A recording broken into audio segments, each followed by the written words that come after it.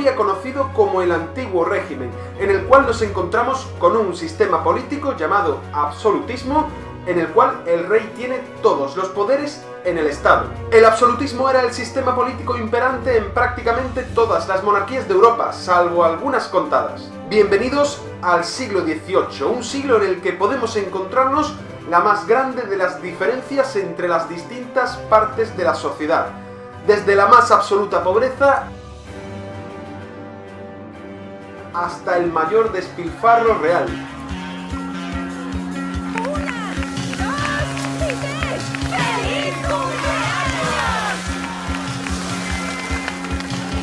¿Estás preparado para este viaje? ¡Adelante!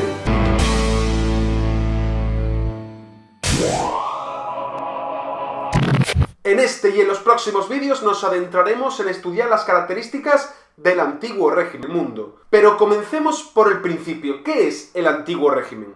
Cuando hablamos de Antiguo Régimen hablamos del conjunto de características sociales, económicas, jurídicas, etcétera, que tiene este sistema político imperante en Europa entre los siglos XVI y XVII.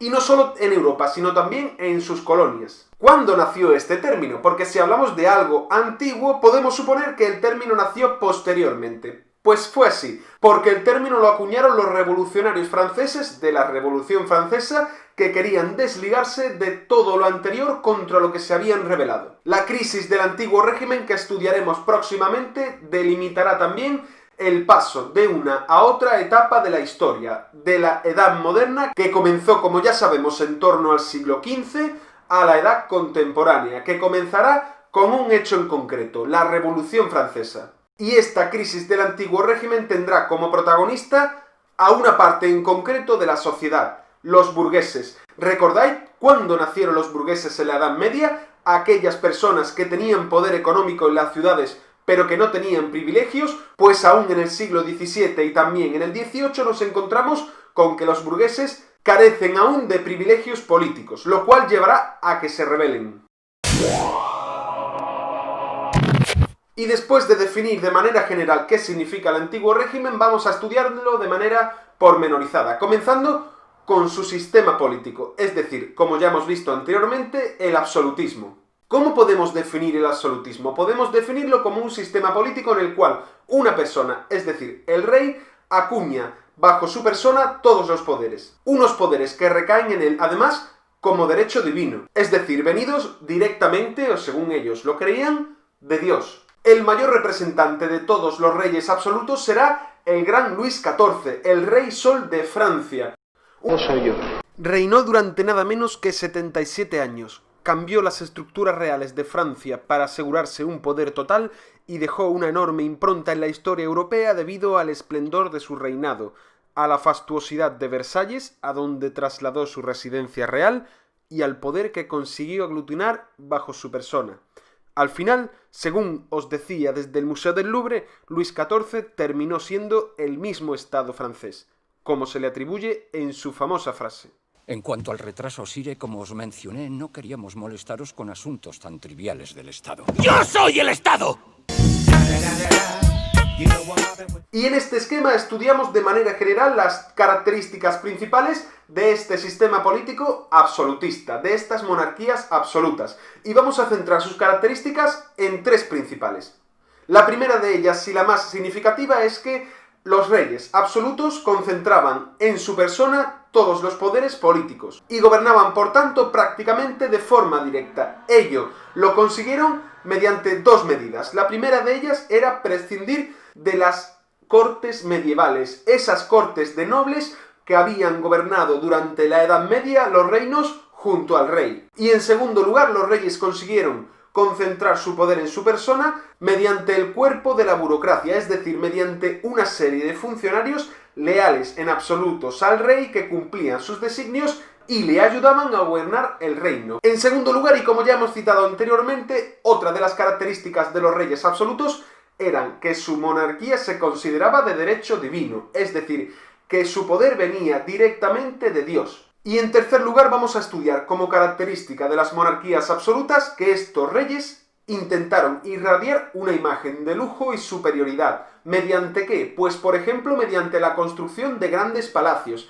Es el ejemplo del Palacio de Versalles a las afueras de París, que se convirtió en la gran residencia real europea durante el reinado de Luis XIV. En estos palacios los reyes intentaban además celebrar grandes fiestas y suntuosos banquetes, con los que irradiar esta imagen de riqueza y superioridad sobre el resto de sus súbditos. Asimismo, intentaron rodearse de una corte de artistas, músicos, pintores, etc., todos que alabasen su gran figura. Y por último, estos reyes, con el objetivo de ganar prestigio, costearon costosas campañas militares que, por ejemplo, en el caso francés, llevará al país a la ruina.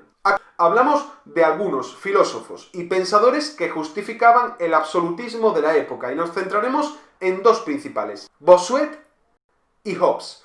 En el caso de Bossuet es el teórico del llamado derecho divino, como hemos visto anteriormente. Si paras el vídeo puedes leer en la diapositiva un texto de Bossuet con el que justifica este derecho divino de los reyes absolutos. Y en el caso de Hobbes nos encontramos con un autor que, si bien continúa defendiendo la monarquía absoluta, no la hace por el derecho divino, sino por el hecho de considerar que los seres humanos necesitamos un rey por encima de todos para asegurar nuestra supervivencia y el buen gobierno de todos. Es célebre la frase de Hobbes en su gran obra El Leviatán, de que el hombre es un lobo para el hombre.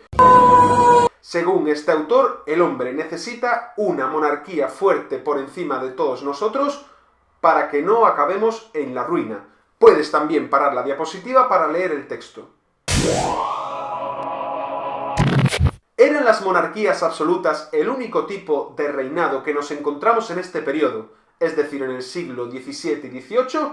Pues no, porque una aldea de irreductible... Me he confundido. Pues no, porque un reino separado del resto de Europa por el Canal de la Mancha tenía unas características distintas. Hablamos del Reino de Inglaterra y de la monarquía parlamentaria. Seguro que este concepto te suena, porque si piensas en la actual monarquía de España, seguro que sabrás que hablamos de una monarquía parlamentaria, una monarquía en la cual nos encontramos con un rey, en este caso Felipe VI, que está supeditado a los designios del Parlamento, es decir, de los diputados políticos elegidos democráticamente por el pueblo. En el caso de Inglaterra nos encontramos con que en el siglo XVII se produce la Revolución Inglesa, una revolución que decapita a su rey Carlos I. Esta revolución se llevó a cabo tras el enfrentamiento entre el Parlamento de nobles ingleses y el rey por el intento de este último de convertir su monarquía en absoluta. Finalmente se produjo la decapitación del rey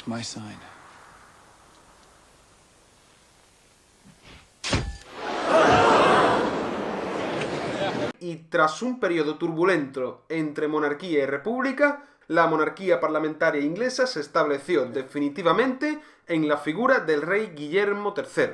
Esta monarquía parlamentaria será ejemplo en el futuro para posteriores estados y sobre todo también por un texto, el Bill of Rights, o Declaración de Derechos, firmada por el Parlamento y por el rey inglés en el año 1689 y en el cual nos encontramos con tres puntos principales. En primer lugar, el concepto de que el Parlamento tendrá el poder por encima del rey, algo revolucionario en este momento.